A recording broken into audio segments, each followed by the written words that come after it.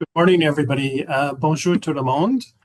Thank you for joining today to hear about and discuss the Manitoba Arts Council's new strategic plan. I'm Randy Joint, the Executive Director of MAC. I'm going to start off today by acknowledging the land we're on. In our full land acknowledgement, we state that MAC respects Treaties 1 through 5 and is committed to working in partnership with Indigenous communities in a spirit of truth, reconciliation, and collaboration.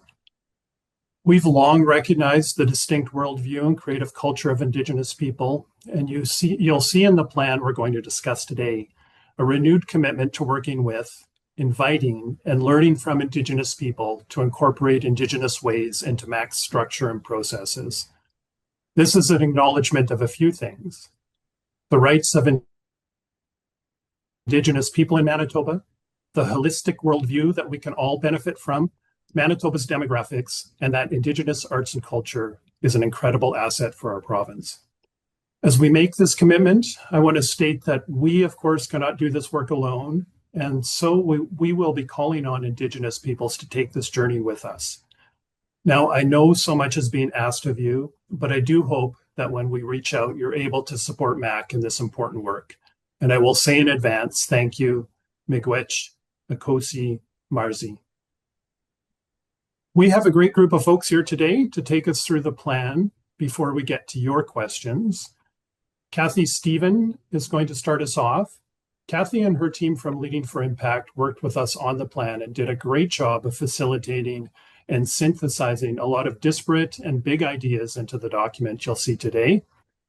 Then you'll hear from Katarina Kupcha, our CAT, MAC's board chair, and then I'll take us through the third part of the plan. Then we have Mary Agnes Welch, who will take over to both ask and field questions. Mary Agnes is with Probe Research, but is here today in her capacity as a board member with Manitobans for the Arts. We also have Susan Estevez and Vi Hewson from MAC, who are making this webinar happen, and Christina with ASL Interpretation. Thank you all for being here. Now, you can ask questions at any time, which will be answered after the presentations.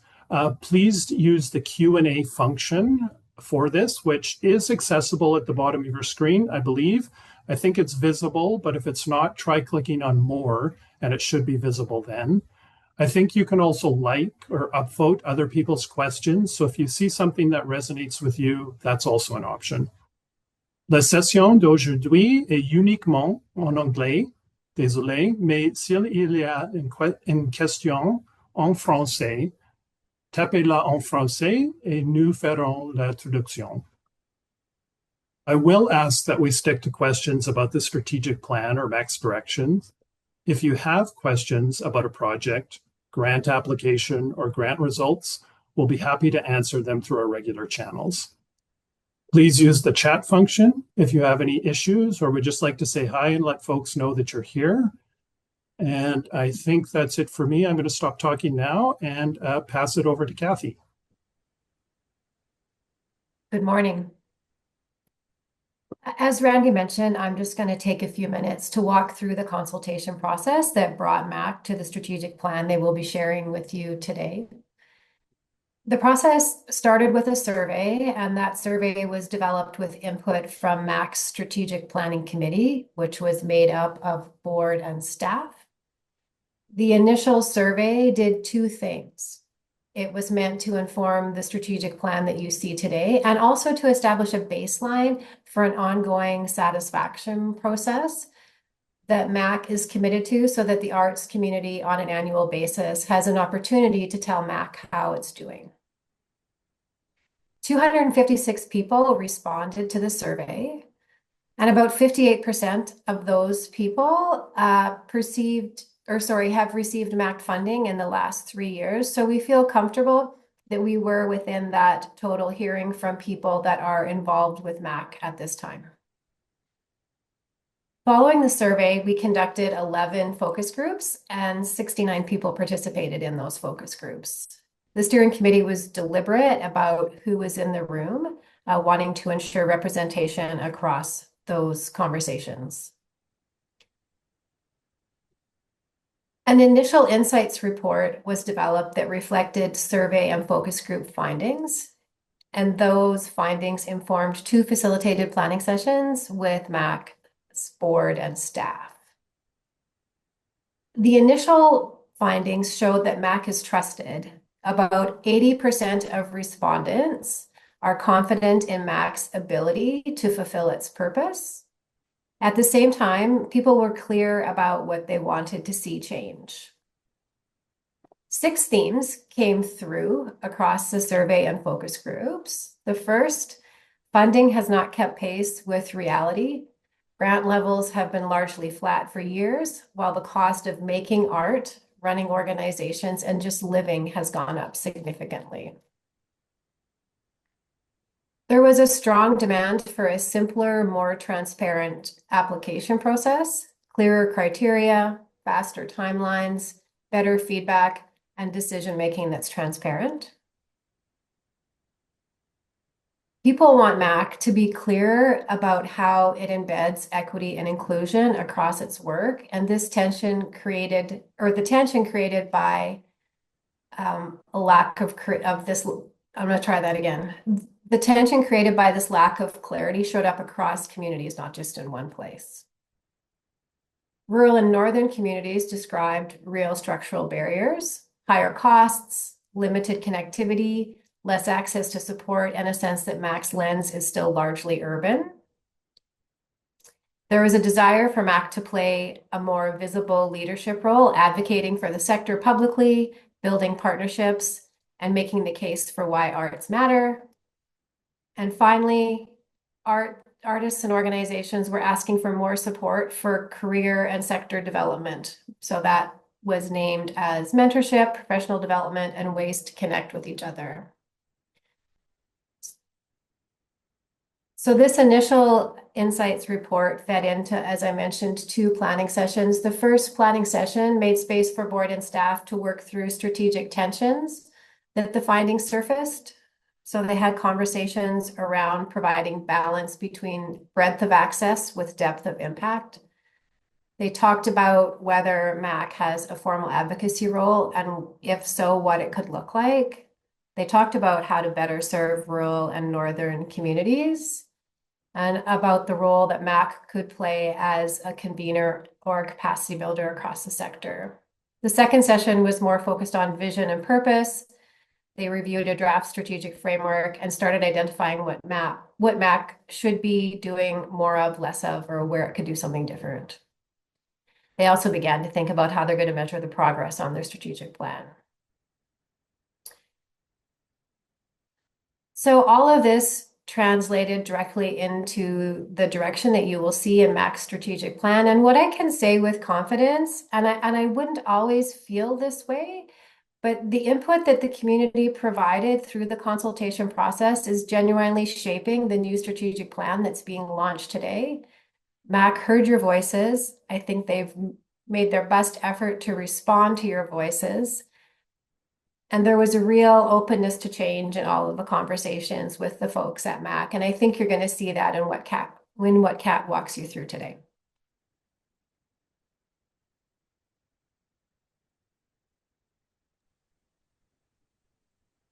Hi. Before I get into my section, I just want to start by thanking everyone who played a part in developing this plan so far. Thank you for your feedback and your input, and thank you for this opportunity to report back and for being here. We know this is only the first of many conversations with you about this. So I'm going to start with the long-term outcomes, and this is beyond the stretch of the plan. As we look down the road, what we envision is a Manitoba that is Canada's arts and cultural capital. To us, that means that arts and culture are fundamental to who we are, and we all know that arts and culture are recognized as essential, that Manitoba artists are known by Manitobans and also around the world. It means that artists can thrive here and that we attract artists to our province. It means that arts and culture is on every corner in every community, and that no matter where you are and where you live, you have access to arts and culture experiences. It means that we know and agree also that arts and culture are catalysts. They build communities, they create jobs, they spur economies and tourism. Arts and culture are an investment. They're not a handout. They're avenues by which we can imagine a stronger future together. Essentially, arts and culture are Manitoba. Now, as Kathy mentioned, we worked our way through a new vision, which is a vibrant Manitoba where arts and culture are embraced by everyone, fueling creativity, connection, and province-wide prosperity. The purpose, MAC invests so that all Manitobans benefit from arts and culture. In the purpose, as we've highlighted here, bolded here, we chose the word invest purposefully rather than fund, because we know there's great return on that investment in terms of social benefit, connection to culture, arts, connection to each other, and also to the economy.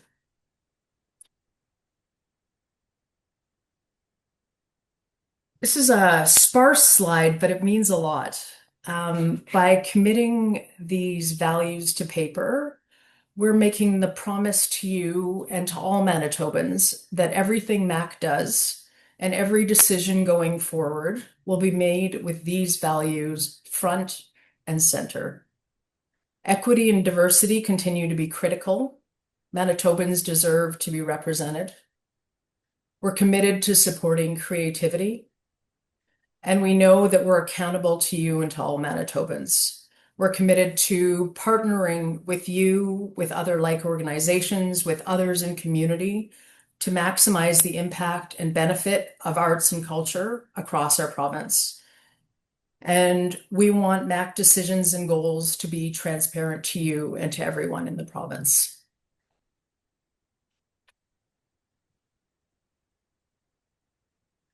You'll see that 3 pillars run through this plan, through every part of it.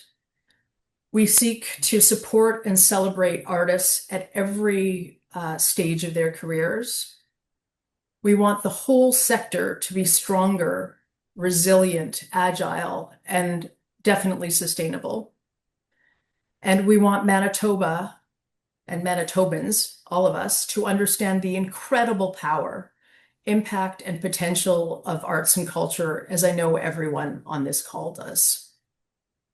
And with that, I will pass to Randy. Okay, thank you, Kat. I'm now going to take us through the strategic priorities, and there are 4 of them, with the first being enhancing access. So at its core, this is about the expansion of arts and culture opportunities across the province, both geographically and in underserved communities in the broadest sense of the word. And notably, you'll see MAC taking a different approach with some of this work. Historically, we create a grant program and then invite people to apply. Here we'll be actively seeking out artists, organizations, and community groups to partner with and support, particularly outside of the city of Winnipeg. And you'll see the first stages of this begin to roll out soon. As another early action, we're about to begin work with a consultant to develop an Indigenous strategy at MAC. This will encompass this priority and also be foundational for our entire organization and informing every aspect of MAC. For priority 2, rebalance funding, this is really about alignment between MAC programs, activities, and Manitoba's arts and cultural ecosystem today. We last did a full program review in 2017-18 when we took our granting system online, and it's time to ensure that MAC programs and focus areas are aligned with both this plan and what Manitobans need today. We'll lay the groundwork for this work in this year, which will include identifying groups that have previously been excluded from MAC support and then take on a program review in year 2 of the plan. Priority 3, shifting role and reach. This is about MAC more actively taking on a role as a connector and catalyst to strengthen the visibility and impact of the sector. And this call came through loud and clear during the consultations. And the associated work will focus on creating opportunities for dialogue and partnerships within and outside of the sector to share knowledge, take on collective action, and multiply the impact of investments. And then finally, the foundational priority. This is about MAC's organizational effectiveness to support the fulfillment of this plan. We heard feedback about a desire for more clarity and simplicity in the granting process, as Kathy mentioned, so this will be a focus for us, as well making sure our internal structure and processes support some of the new ways MAC will need to work to fulfill this plan. This includes inviting, learning from, and incorporating Indigenous ways into processes through the Indigenous strategy work I referenced earlier. And we see this as a key component of positioning MAC as a strong Manitoba agency. So some work has already been begun internally, and year 1, which we're in now, will primarily focus on laying the groundwork for more visible action to come in years 2, 3, and 4. And with that, I am now going to pass it on to Mary Agnes. Thanks, Randy. Thanks, Kat. Thanks, Kathy. We are actually ahead of time, which is great. And so my role here is to kind of pepper our 3 panelists with a few questions of my own, but also keep a very close eye on the Q&A chat window. And I only see 2 questions in there. Both of them are excellent. I'm going to get to those in a moment. But this is your opportunity to start populating that Q&A window in French or in English. Je peux traduire s'il y a des questions en français. And then I will start to triage those and ask some of your questions to our folks here. And so keep that Q&A window rolling. And as we mentioned in the chat, the full strategic plan is now posted online. So I'm going to start with a few questions for our folks here, and I'm going to start, I think, first with Kathy. Kathy, when you were speaking, you said that the consultations, especially the focus groups, really highlighted some areas of tension, maybe some areas where folks in MAC's orbit perhaps disagreed on the right course of action, the right plan forward.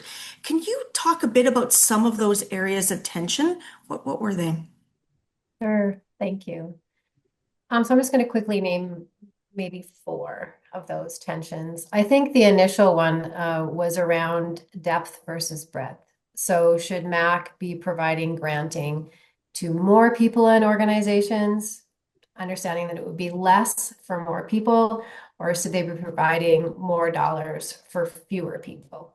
And I think if you take a look at the strategic plan in front of you, there's a real commitment to doing the work to better understand and rebalance that. It's not the kind of decision you can make in a 6-hour session in a room full of 20 people. So, but I feel like there is a commitment in the plan to sorting through that, and there will be more to learn as that evolves.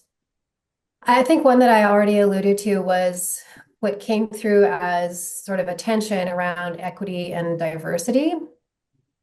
What I think we were seeing is a lack of shared understanding in terms of what MAC's commitment to equity and diversity looked like in practice. In the last strategic plan, it was clearly identified as a strategic priority. I think what you're seeing now is a continuation of that commitment to equity and diversity. That's very clear. And am I getting the words right? Is it equity and diversity, or so maybe it's inclusion, but the commitment remains. It's just going to look a little different. So it's embedded, continues to be embedded in the values, and it's just going to show up in different ways consistently across the work that's happening. So just maybe one concrete example. So when people were asking sort of about the balance between equity and inclusion and artistic excellence, it was around concrete things like the application process. So people feeling like there were a lot of questions around and that were perhaps misleading in terms of understanding how it was being applied. Um, Also, just very briefly, the desire to have MAC play a stronger advocacy role and also to be a convener and capacity builder. There was a somewhat of a tension in that, but I think you can see how MAC has responded to that because, as was shared with you, there is a pillar around amplifying the value of the arts, which is an advocacy role, and strengthening the arts ecosystem, which shows you where MAC ended up in terms of being a convener and capacity builder. Good. Thanks, Kathy. And Kathy, thanks also for answering one of our questions about just elaborating on maybe that tension between sort of equity and diversity. So I appreciate that. Kat, that's a good segue maybe to a question to you about this fine line between advocacy and the kind of advocacy MAC can do versus your role as the funder, as a government agency. And it sounds like from a lot of the focus group discussion and the survey work, the arts community, especially in Manitobans, wanted to see maybe a louder voice, a bit of a stronger role, taking that kind of leadership role in advocacy. So what does that mean in practice? Like, where's that line between what MAC can say and do to build support for the arts and for arts funding, and what's maybe a bridge too far? Well, I may not answer the second part of that. But I think, I mean, we know that everyone, like everyone on this call, Manitobans for the Arts, we're all advocating for the arts every day, right? We're doing it when we ask for funding. We're doing it when we speak to government, when we speak to our audiences, our partners. And so I think it's up to all of us to continue to do that, to underscore the value of arts and culture and its impact, like socially, culturally, economically. At MAC, we're tied to government. I mean, our money comes from the government. We report back to them and we meet with them often. And I can tell you that we've never gone into that room with the minister and the bureaucracy there and the staff and said, don't worry, we're good. Don't give us any more. We continue to talk about the impact and the return and the potential. That said, it's not just up to government. I think if we're going to be Manitoba, if Manitoba is going to be Canada's cultural capital, it takes all of us working together. It takes all the arts organizations collaborating with each other. It takes the artists using the same voice. It takes the Canada Council, Manitobans for the Arts, and WAC speaking alongside MAC.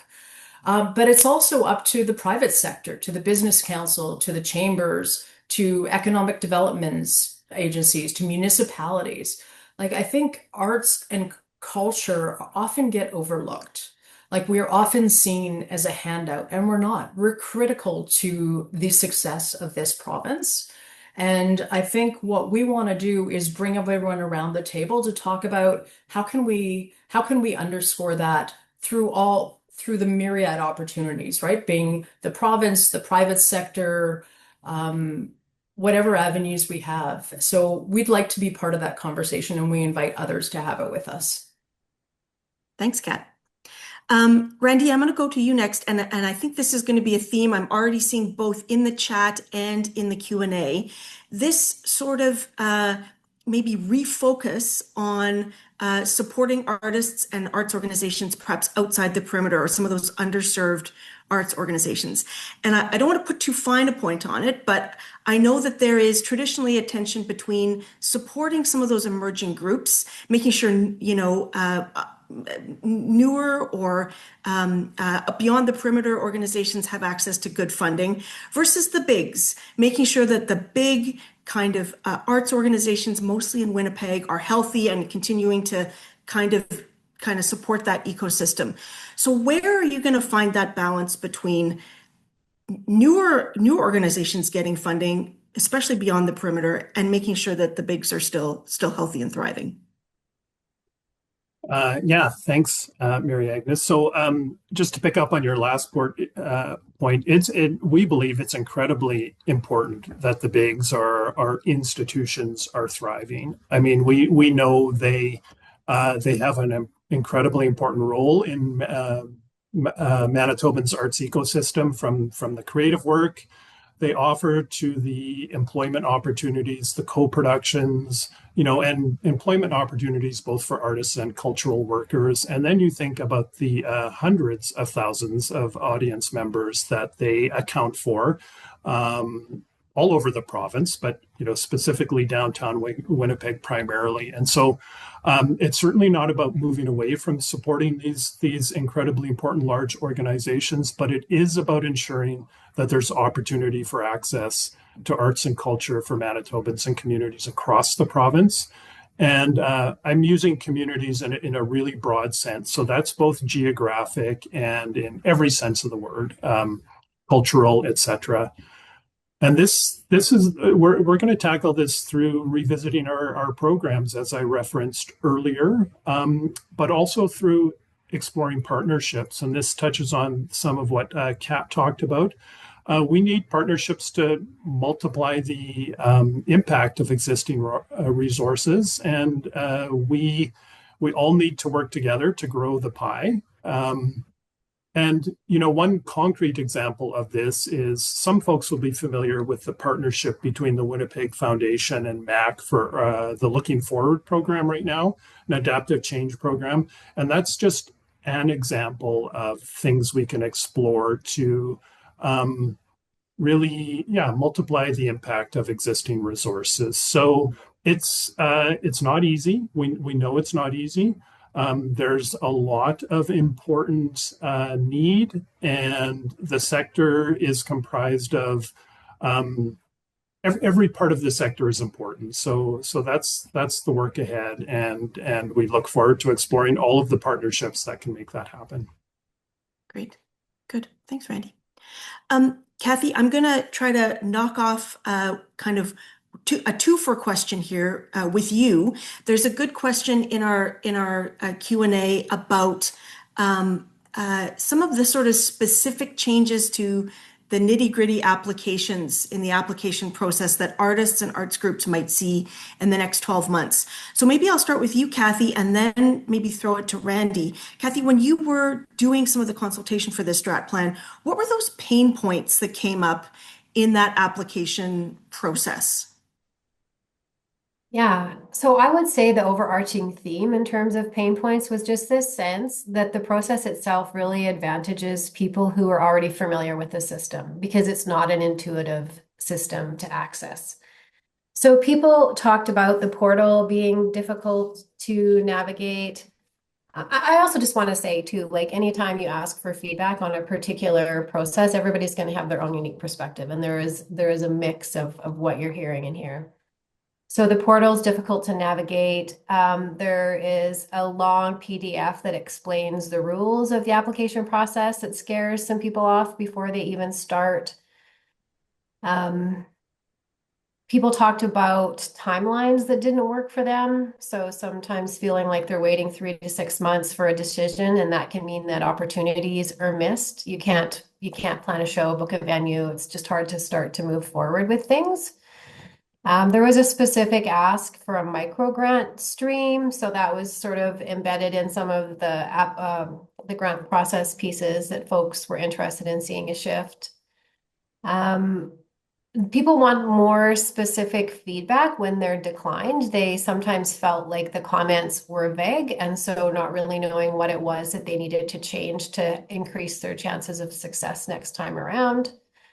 People had some concerns about the jury process and transparency with that. There was a perception that some jurors sometimes were using criteria that perhaps weren't clear to all. There was also a sense that what was being asked for in terms of reporting was disproportionate to the size of the grant that people were receiving. I think I'll leave it there.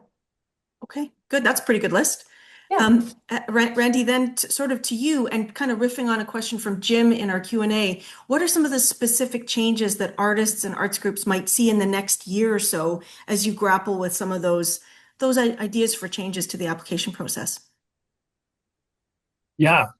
So thank you. I will say It's really interesting to hear that list again from Kathy, because we spent a lot of time with the feedback. And I will say, from folks who work within granting all the time, when you get feedback like that, you have to kind of get through this defensive layer of like, oh my God, everything we're doing is perfect. And, but we did that because we know it's not perfect.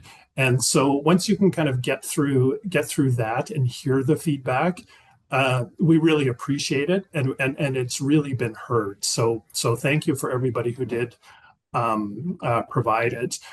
So we know we need to take a hard look at the complexity of the application and understand what's essential to need to know to assess an application. So that's piece number one. And the clarity piece is really important too. We need to be clear about the criteria used to assess applications and make sure we're communicating them in the simplest way that we can do it. Communication generally around the granting process can certainly be improved, and that speaks to transparency as well. For example, there was a perception we heard that emerging artists were less likely to be funded, which when we look at the data is actually not true. It's about equal between artists at any stage in their career, but we know if this perception exists, there's a communication gap. And so we don't want, as an example, emerging artists to stay away because they think they don't have a chance for success. So that speaks to communication and transparency. And so it's all on the table as we go through our program review, from assessment practices, alternative formats for both applications and reporting, and everything in between. So we are going to be looking at it all. I can't tell you today exactly what you're going to see until we begin that work, but it's all going to be examined. Great. Thanks, Randy. Now I've got kind of a question of my own that then feeds pretty well into a couple of questions that we've got on the chat and the Q&A. And I'm going to kind of see if Randy and Kat want to tag team this. First, kind of a high-level question, and I'm hoping I'll hear one of the answers here that will be a good bridge into a couple of the questions here. When you think about this new strat plan, what are the parts of it that are a shift, a genuine change from the past? And what are the parts that are, yep, we've been on the right track, continue as is? What are the kind of real, kind of new things in this strat plan that you both see? Anybody, either of you can kind of weigh in there. I think Randy should start because he's been here longer, right? Like I've only been here a year and a half. So Randy, take it away. Okay, thanks, Kat. That is a very interesting question, Mary Agnes. So, I referenced it in strategic priority number 1, and it is the notion that we will be actively seeking out partners to support outside of the city of Winnipeg, and that is new for MAC. So that's going to be a really interesting process because we don't know who those partners are yet. So it's going to start with a kind of a mapping or a discovery process, and then we will be looking to see what makes sense in that kind of framework. So it's a bit of an unknown, but it's definitely a different approach to things. So I will say this a lot because we don't know exactly where this is going to take us, the plan generally, but also the convening role. We've done that on an ad hoc basis over the years. We'll bring in a speaker for a particular topic, but we're imagining taking a much more strategic look at sort of how we can facilitate conversations that can both amplify the visibility of the sector, but also think about how we can strengthen the sector through multiplying impact of resources, that kind of thing. So I think that's a fairly big shift for MAC. The program kind of review, that is new in a decade or so. but it's not new necessarily within the lifetime of Mac. Yeah, that's what's coming to mind for me right now. Kat, maybe you have other thoughts. Only, and this may not be a shift, but so apologies if it isn't. We see Mac as very much a partner to the arts, or we'd like to be, as opposed to like the funder with yes or no decisions. Like we know we've come through a hard time with the pandemic. There continue to be shifts, money's tight. Um, there are different levels of knowledge in the community. I think like we really need to I think what we would like to do is really bring everyone together. So, as Kathy said earlier, we want to take a measurement every year to see how we're doing, but we also invite people to collaborate and be part of the discussion. And it's only by working together that I think we become a stronger sector and our voices become amplified. Like I know that, I mean, having worked in many an arts organization, my only question on this call would be, and are we getting more money? And what does this mean to us? And that's on our minds too, right? Like how do we access more funding from government? Are there specific programs? Are there other departments we can work with? Are there private sector partners? All these things we are open to because I think we know that the sector needs more. You've been flatlined for far too long. Mac's been flatlined for far too long. There was a lovely increase 2 years ago of $1 million to the Mac budget, which is like 8% over the course of 20 years. So we know that there's an opportunity for more funding and that spills over to you. So I think that's part of it is making sure that we're partners in this process. That was a ramble. Apologies. Randy, go.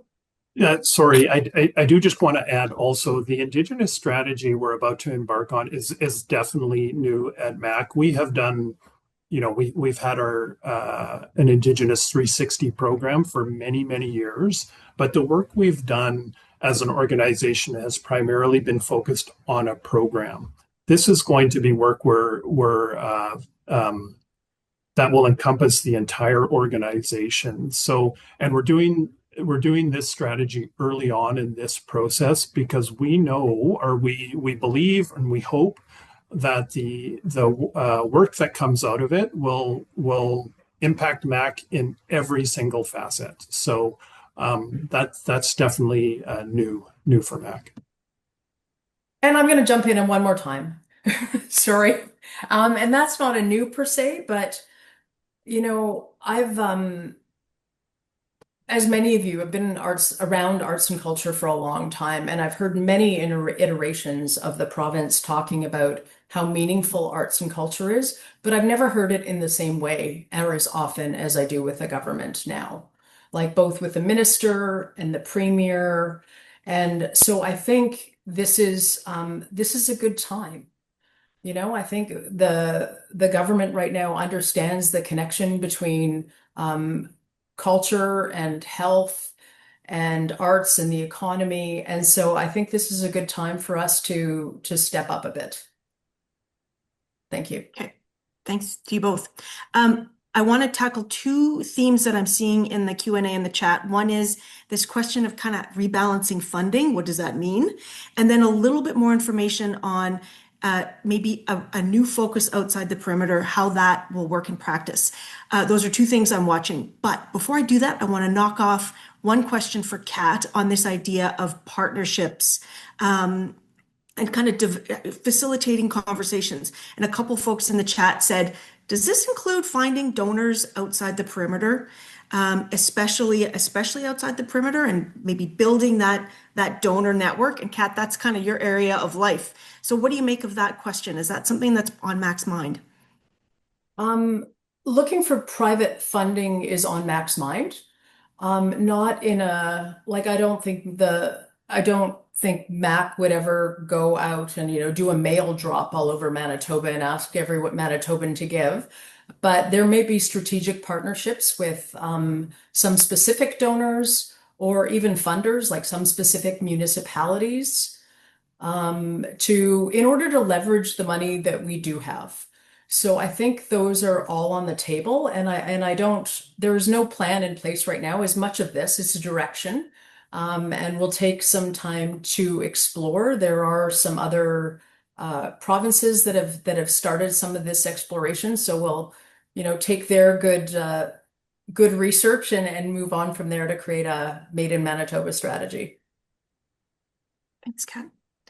And Randy, maybe these next couple of questions are for you around this kind of outside the perimeter approach. And one is from Daniel. Can you elaborate on the past the perimeter strategic priority? Is this focusing on rural-based organizations or Winnipeg organizations serving the province in general? What's kind of the priority there when you're thinking about that? Yeah, that's interesting. So work to be done yet, but my initial reaction to this is focusing on organizations and individuals who are based outside of the city of Winnipeg. I mean, it is really important that Winnipeg-based organizations have opportunities to be out in Manitoba generally, but what we're thinking about is organizations that exist outside of the city of Winnipeg. And in terms of, does that answer it, Mary Agnes? Or? I think so. Yeah. Yeah. Okay. Yeah. And then kind of also on that kind of sort of refocus on outside the perimeter, underserved communities, or grassroots communities, ensuring that there's good funding opportunities for them. Brandy, I know you've talked about this a bit more, but can you talk a bit more about what priorities you will use to identify which and kind of target and actively go out and seek some of those organizations and artists who may not be knocking on your door, but that you want to support? Yeah, I'll maybe talk about two pieces of that. So in the first piece, and sort of, I'll call it the rural Manitoba strategy.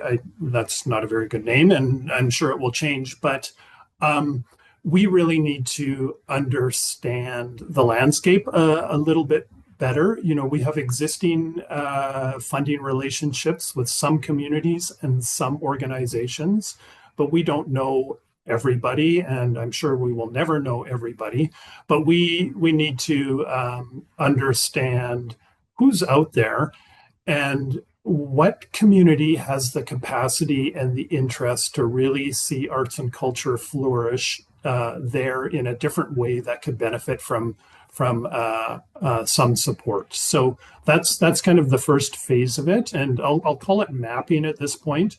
That's probably inadequate language as well, but we're going to be going out and talking to lots of folks and just trying to figure out where there are opportunities within communities. And this really comes back to feedback that we heard. Like we know that there are areas of Manitoba that are underserved in terms of arts and culture.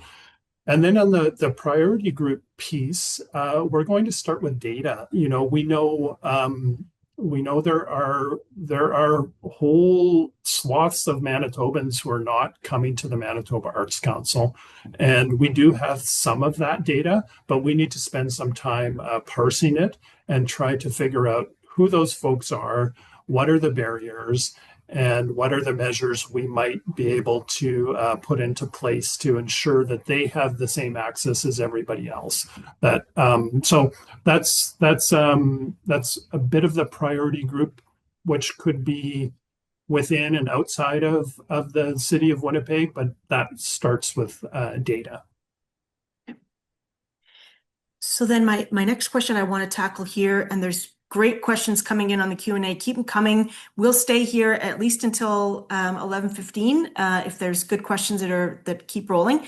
I want to tackle this issue of rebalancing the funding. There's a couple of questions in the chat that gently question, what does that mean? Whose funding might get reduced and whose funding might get increased, and when will we know? especially given the need to have a bit of planning in the future. So Randy and maybe Kat, can you speak to that? What does that mean, rebalancing? Kat's not unmuting, so I think that means she wants me You're to speak stuck to with that one, yeah. yeah. Yeah. So let me speak about process a little bit. And so, along with our strategic plan, we have an internal document, which is an operations plan that lays out 4 years. And just like when we ask somebody to put forward a 3-year programming plan, it gets a little more speculative in years 3 and 4 because we have to start doing the work at the beginning. But what we do know is in terms of program review, which is really going to be the crux of this rebalancing question, we need to develop a rubric that looks at all of our programs in terms of alignment with this plan in front of us today. And we have 15 programs, something like that. So we're not only talking about our operating program, we're talking about every program that MAC runs. And, you get into the day-to-day of running the programs. And so we need to take that step back and go, does this program serve Manitoba's needs today? And then in year 2, we're going to do the work of applying the rubric to the suite of programs, and then we'll make adjustments. And so that act of making those adjustments will constitute the first piece of the rebalancing thing. We do know we're in a 3-year cycle with our operating grant program, so there's a little more time to do that work. But I think it's 28, 29 when the next applications will come into the operating grant program. But that process will have been applied to the operating grants as well. So really too early to say what that looks like, but there could be shifts in program design, which would potentially rebalance the way MAC's $12 million of granting, 12 million granting dollars are distributed every year. And Randy, do you think that's like, if I'm an arts organization, will I start to see some of this in 2027 or 2028? When will people need to get their antenna up for a shift in the grant or granting? Yeah, we're, potentially late 27, 28, and we would communicate any changes far out. But in terms of our operating program, it won't be for another year or 2 after that because of the 3-year cycle. Okay. Okay. I'm sorry, I'm going to Yeah, jump in, yeah, Meredith. And just, I think we understand that no one really has enough, right? Like no one around the table here has said, I'm good, take 10% of what I have and move it over to Flin Flon. And that's not what we're saying either. And that's why our, strategic priority 3 includes looking at funding. It means looking to partners. How do we leverage the money that we already have in dedicated beyond the perimeter? Can we dedicate a slice of that? Can we leverage with other partners? I will say that before we shared this strategic plan with you, we did meet with the minister, both after we received feedback and with the first draft of this plan. And I can tell you that the Minister of Culture also cares very much about making sure all Manitobans have access. And that doesn't mean that people in Winnipeg should not. It means that everyone deserves to be able to have art experiences, to be able to have art on the street, to be able to take art classes. And so this is really about working in partnership. And we understand that people are concerned at this point. Our goal is to grow the pie, not reslice the pie, but certainly to, in the end, come up with a balance where we understand that no matter where you are, you have equal access. That if you're in various communities, you're still getting your percentage of whatever that pie is. Okay, thanks, Kat. I've got a couple good questions about sort of the Indigenous strategy and approach in the strat plan, but maybe I'll just stay on this idea of partnerships and get to a couple of partnership related questions that we've got. And one is from Tammy Sutherland, who says, just in terms of thinking about those collaborations, in many provinces, organizations similar to theirs, to Tammy's, get funding from a variety of government departments, including tourism, small businesses, economic development agencies. Is this an area where MAC could facilitate some of those conversations? And would there be, just I'm following up on that, are there obvious targets that are the first low-hanging fruit that you folks want to sort of build some of those relationships? Randy, maybe? Yeah, I will say that actually hasn't been part of our conversation. I mean, when we've talked about government departments, we are government. We've talked about, the arts contributes to almost every aspect of society, and we're looking. We'd love to see arts and culture at every table. So we've kind of taken that approach in terms of facilitating conversations around additional funding. It's an interesting idea, which we would definitely take it back. It would require a little bit of different thinking, but through this plan, we're open to it. So I will make a note.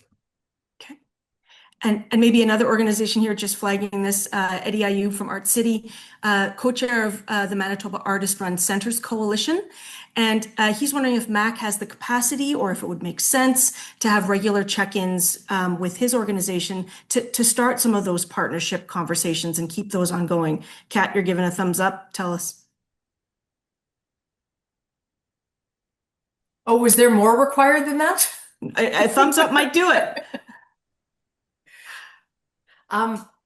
Yes. I mean, that's what this is all about, right? It's about partnerships and opening conversations, be those with community based organizations or networks, and also with various departments of government, like be it education, tourism, but also municipal relations, right? They're all involved in economic development and enhancing quality of life for folks. Okay. Let me ask you a couple questions about the Indigenous sort of elements of the strategy. And I think really the question is pretty simple. Kelly Murray says, what's the game plan? Priority one of is consultation and working with Indigenous people and Indigenous organizations. Will there be outreach to all Indigenous communities? Will it be working through arts councils? What's going to be that approach going forward? Randy? So I can say again a little bit unknown, but we are very soon going to start working with a consulting firm, Indigenous-led consulting firm, to help us develop the work plan around this. In the request for proposals, the engagement piece was very front and center. This cannot be MAC talking to ourselves. Certainly, consulting with Indigenous people across Manitoba is going to be really, really important to the plan. So, another piece we're going to look at is self-identification. Currently, MAC does ask Indigenous folks to self-identify when applying for programs here. We're going to have a look at that through this work as well. And, but we see this, there's a governance piece to the work. There's an operations piece to the work. There's a programs piece to the work. So it's pretty wide ranging, but certainly consultation will be at its very heart. Great. Okay. I want to get to three kind of sort of more practical questions. There's a great ending question from Val at Folkfest, so I'll save that till the end, Val. And we've still got time, so keep putting those questions in the chat or in the Q&A. I want to start with our very first question from Janelle, who is quite concerned about the access funding being on hold until September. This means that many deaf or disabled artists are not able to access support funding, which makes it possible for them to pursue their artistic careers. Randy, can you give us an update on how that process is going, how that access funding will be rolled out? Yeah, so we do expect that those programs to be back in the early fall for sure. And just for a little bit of context, so we've had two streams of accessibility support available for a long time. One for support for folks to make an application, and one to fulfill a project. And then a change we made was we integrated the second one into Manipogo, into our online granting system, which we had been thinking about for a long time. And what happened after that was there was a flood of requests, which was fantastic. It's great that the program became more well known, but it quickly pressured the budget. And it also, we were getting a request that we did not anticipate. So it required some ad hoc decisions. And so between the full use of the budget and having to make these kind of ad hoc decisions, we knew we needed to take just a little step back and put some thought into that. So that work is going to happen through the summer, and we expect those programs to be back in the early fall. Thanks, Randy. And thanks, Janelle. Another kind of, I don't want to say a wild card question, but a little bit of one here is about office space and what MAC's role might be when it comes to creating affordable office space and workspace for arts groups, both in Winnipeg and in rural Manitoba. It sounds like Daniel says there's quite a crunch on access to office space. And my mind immediately goes to the ACSC fund and capital funding, but is that something on MAC's radar? Is it something that you're considering? Maybe Randy or Kat, tell us. Yeah, I will say not specifically office space, but certainly capital needs are on our radar for sure. And we have had conversations about sort of the shared office, back office kind of services. And we've looked around at some of our sister agencies and see that they're offering some of that. So I would say within strategic priority number 3, there is room for those conversations for sure. And as we become aware of need as we go through that process, almost nothing is off the table at this point, if it would make sense for MAC to take on or find another way to support. I don't want to get focused on programs, but we have a program like Looking Forward that can support some of those explorations. So, yeah. Another one here, kind of flip side of that capital office space facility kind of question is the need for a sort of a living wage for artists and creators. And Janet Shaw Russell says there's a lot of funding that tends to go to buildings and improving buildings, but less so to make sure wages offered in arts administration or to artists themselves. That tends to not be as much of a priority. So what does the strat plan what direction does it give you in thinking about those issues, good wages, living wages for arts administrators and artists themselves? Is that a priority? That is also a really interesting question, and it speaks a little bit to the one of the tensions that Kathy talked about at the beginning. It's sort of the broad versus deep tension, and we're going to have to work through that. It's also really interesting to think about the role of an arts council, particularly the organizations is kind of one part of it, but when you think about individual artists, the intent of a project grant is to allow somebody to fulfill a project. But we know as life happens, that also becomes part of an artist's income. And so that's a really interesting discussion for an arts council to have is what is the role? You know, are we there to provide the income? Is an arts council there to provide the income, or is the arts council there to support the project? And are they mutually exclusive? So I don't have an answer to that question, but it does speak to that breadth versus depth tension that we will be working through as we go through program review.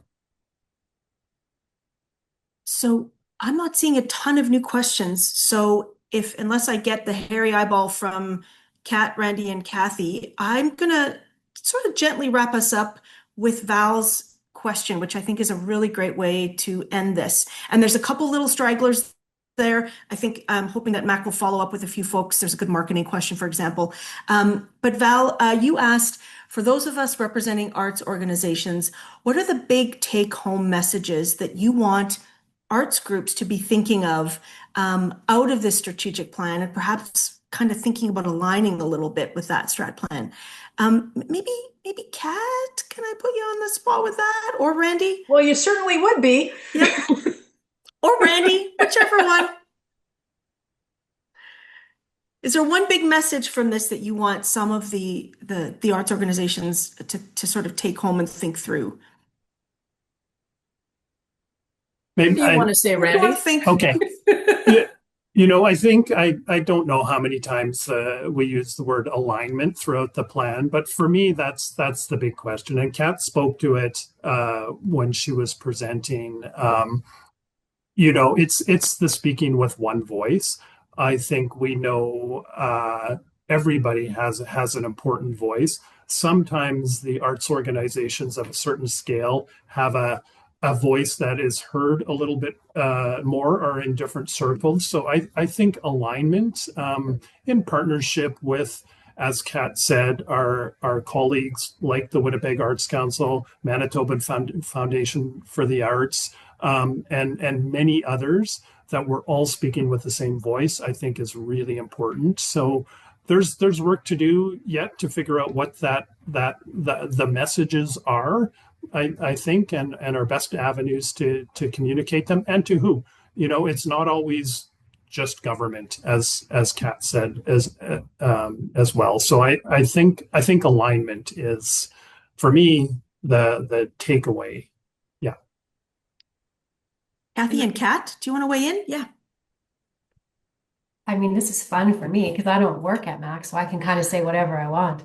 But as it's interesting to listen to this as someone who doesn't work at Mac and think about some of the things that were heard in the consultation.